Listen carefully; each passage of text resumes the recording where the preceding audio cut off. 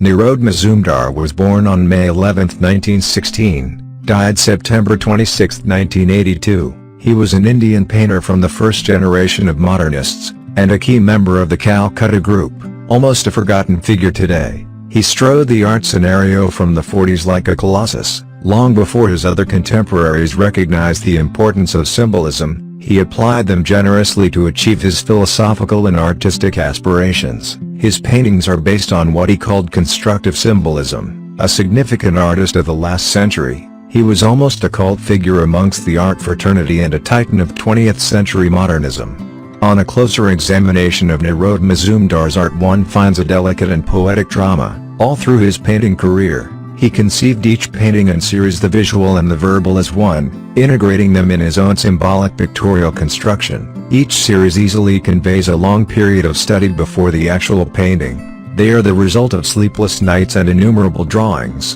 In fact, drawings form the nucleus and foundation of all the remarkable paintings he produced.